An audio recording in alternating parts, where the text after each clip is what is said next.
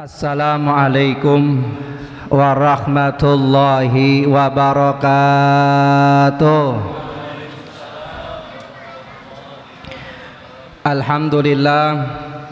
Alhamdulillahi rabbil alamin.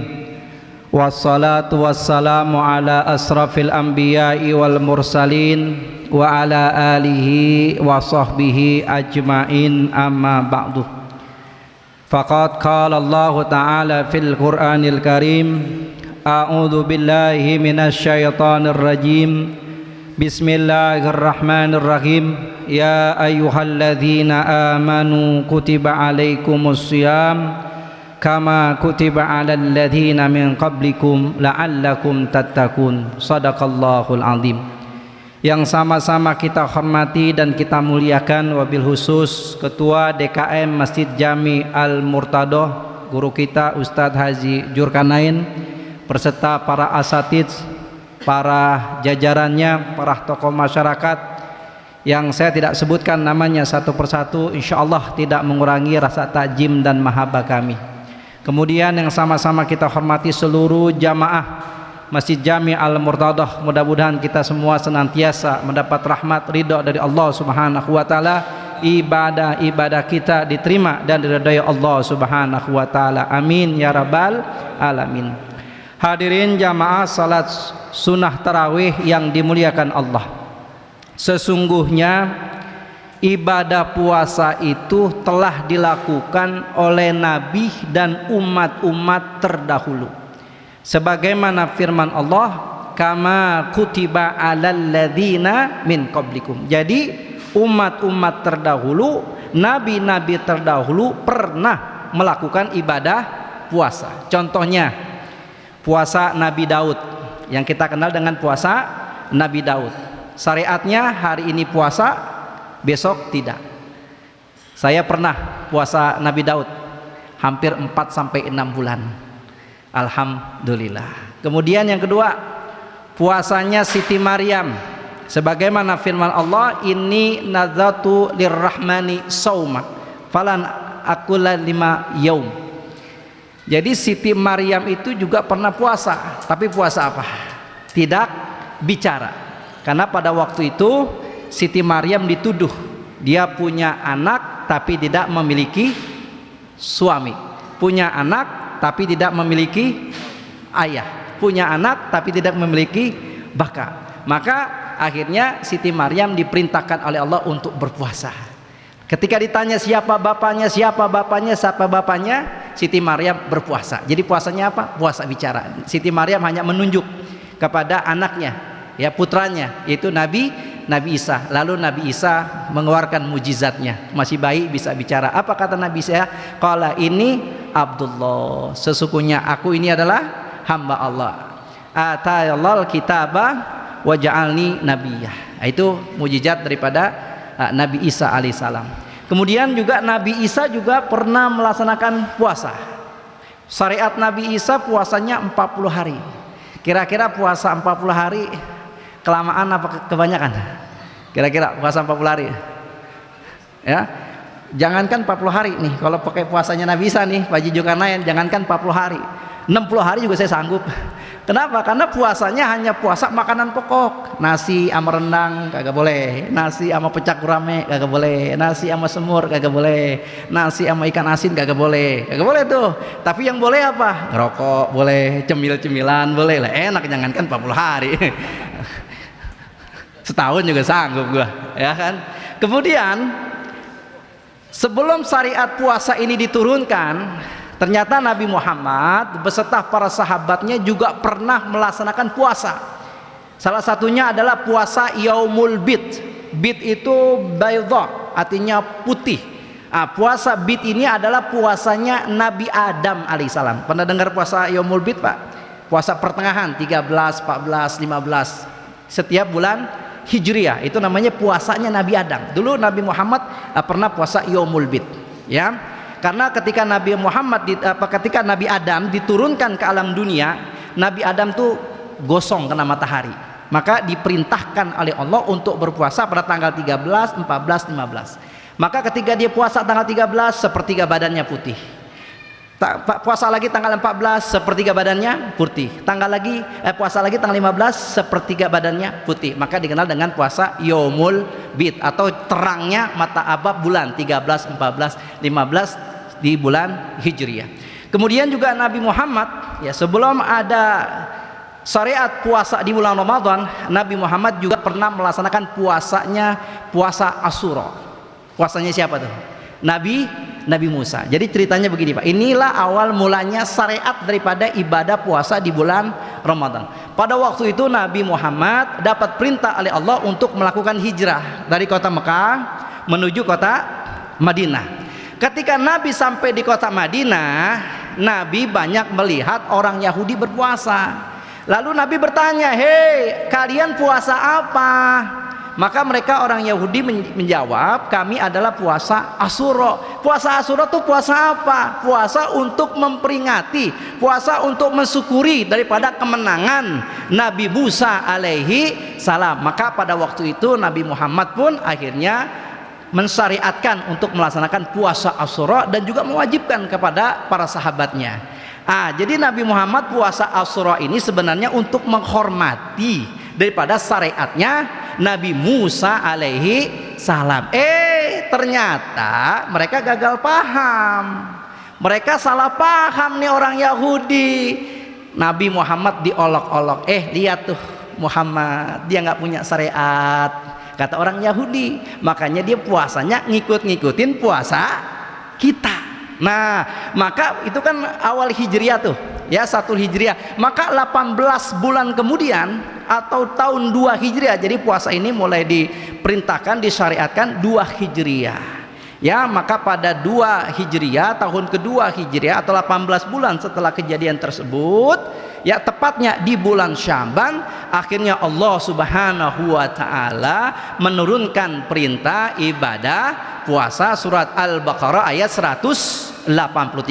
Ya ayyuhalladzina amanu kutiba alaikumusiyam kama kutiba alal ladzina min qablikum la'allakum tattaqun. Jadi kewajiban puasa di bulan Ramadan ini adalah jawaban dari olok-olokan orang Yahudi. Jadi kewajiban puasa ini adalah hiburan yang diberikan oleh Allah Subhanahu wa taala kepada umatnya Nabi Muhammad sallallahu alaihi wasallam. Jadi hiburan itu anugerah yang paling besar yang diberikan kepada umat Nabi Muhammad adalah puasa di bulan Ramadan. Makanya nanti puasa Ramadan itu adalah puasa yang tidak beda. Yang beda dengan puasa-puasa nabi-nabi terdahulu. Puasa Ramadan itu adalah puasa yang beda dengan umat-umat terdahulu. Makanya ayatnya yang turunnya ya ayyuhalladzina amanu kutiba alaikumusiyam. Siam bukan saum, siam. Siam itu adalah puasa yang dengan aturan. Kalau saum itu puasa nggak pakai aturan, kita pulang istri nggak makan, yaudahlah puasa nggak pakai niat juga nggak apa-apa. Tapi kalau siam harus pakai niat, ada aturannya. Dan puasa Ramadan ini adalah anugerah yang diberikan oleh Allah untuk menghibur Nabi Muhammad sallallahu alaihi wasallam, untuk menghibur daripada umat Nabi Muhammad sallallahu alaihi wasallam bahwasanya umat Nabi Muhammad juga punya syariat, yaitu puasa di bulan Ramadan. Maka anugerahnya, keutamaannya sangat besar siapa orang yang berpuasa di bulan Ramadan. Apa kata Allah? Wa antasumu khairul lakum. Jika kalian berpuasa itu lebih baik. Makanya Ramadan ini anugerah buat kita. Makanya nanti di bulan Ramadan ini banyak sekali keutamaannya. Pintu-pintu sorga Allah buka, pintu-pintu neraka Allah tutup, pintu rahmat Allah buka, pintu magfirah Allah buka, dan Allah jauhkan kita dari siksa api neraka. Doa-doa kita dikabulkan sama Allah, ibadah-ibadah kita dilipat gandakan oleh Allah Subhanahu wa taala. Maka orang yang rugi adalah orang yang tidak mau bertakwa di bulan Ramadan. Maka orang yang rugi adalah orang yang ketika ketemu dengan bulan Ramadan tidak mau ibadah di bulan Ramadan. Makanya orang yang rugi adalah orang yang menganggap biasa-biasa saja bulan Ramadan. Padahal bulan Ramadan ini adalah anugerah yang Allah berikan. Puasa di bulan Ramadan beda dengan puasa nabi-nabi terdahulu. Puasa di bulan Ramadan beda dengan puasa umat-umat terdahulu. Maka rugi orang yang tidak mau berpuasa di bulan Ramadan. Padahal bulan Ramadan Allah Subhanahu wa taala menjanjikan kepada kita apa? Surga. Tapi kita memilih apa? Warteg. Nah, kan begitu ya. Allah menganugerahkan kepada kita nih, Allah menjanjikan kepada kita surga, tapi kebanyakan kita memilih apa, saudara? Warteg, ya, kakinya kelihatan di warteg, ya, biasa itu ciri-ciri orang yang merugi, orang yang berada di bulan Ramadan tapi tidak mau bertakwa, berada di bulan Ramadan tapi enggak mau beribadah, berada di bulan Ramadan tapi tidak mau beristighfar, berada di bulan Ramadan tidak mau meminta ampun kepada Allah Subhanahu wa taala. Maka bersyukurlah, maka gembiralah orang-orang yang ketika berada di bulan Ramadan dia mau meningkatkan imannya, takwanya kepada Allah Subhanahu wa taala. Apa kata Rasul? Man shoma ramadhana imanan wahtisaban ghufirallahu ma taqaddama min dzanbi. Siapa orang yang berpuasa dengan iman lalu ikhlas, mengharap pahala, mengharap ridha dari Allah Subhanahu wa taala, apa kata Nabi Muhammad sallallahu alaihi wasallam? Allah ampuni dosa-dosanya. Amin ya robbal alamin. Mudah-mudahan kita bisa melaksanakan ibadah puasa. Yang pertama, ya, kita bisa merampungkan puasa kita selama 1 bulan. Yang kedua, ya, kita bisa merampungkan sholat tarawih setiap malamnya. Ini kalau bisa jangan sampai sepi nih. Ya, sholat tarawih kita setiap malamnya, apalagi imamnya enak-enak, apalagi bilangnya saut-sautannya enak-enak, apalagi silsilah setelah sholatnya kita doa minta ampun kepada Allah. Mudah-mudahan doa kita diterima oleh Allah Subhanahu wa taala.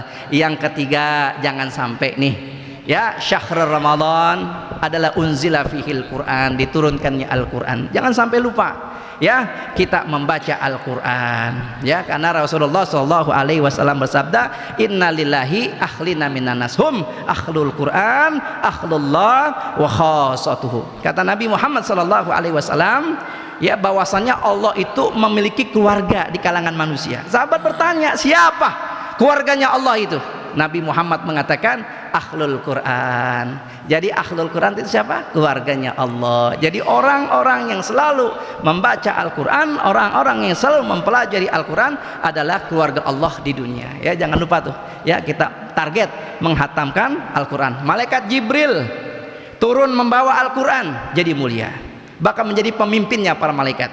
Nabi Muhammad diturunkannya kepadanya Al-Quran, maka Nabi Muhammad menjadi nabi yang paling terbaik, pemimpin para nabi dan rasul. Bulan Ramadan, ya, jadi duluan mana? Bulan Ramadan apa namanya? Al-Qur'annya dulu. Ya. Duluan mana penyebutan bulan Ramadan?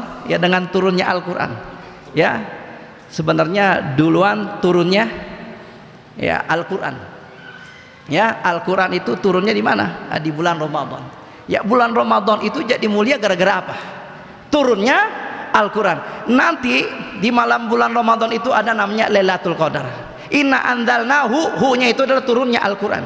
Lailatul Qadar menjadi mulia karena di dalamnya turun Al-Quran. Min alfi syahrin, lebih mulia daripada 1000 bulan. Makanya kalau ada Quran di hati-hati kita, ada Quran di jasad-jasad kita, ada Quran di lisan-lisan kita, maka kita menjadi umat terbaik di hadapan Allah Subhanahu wa taala, sebagaimana sabdanya, khairukum man ta'allamal Qur'an wa 'allamahu. Sebaik-baiknya kalian adalah orang yang belajar Quran dan mengajarkannya. Mudah-mudahan kita tidak menjadi orang merugi di bulan Ramadan. Mari sama-sama, ya, kita ikuti panggilan Allah Subhanahu wa taala, ya, dengan iman, ya, sehingga kita bisa melaksanakan ibadah sebanyak-banyaknya di bulan Ramadan, insya Allah. Sekian, terima kasih, mohon maaf. Wassalamualaikum warahmatullahi wabarakatuh.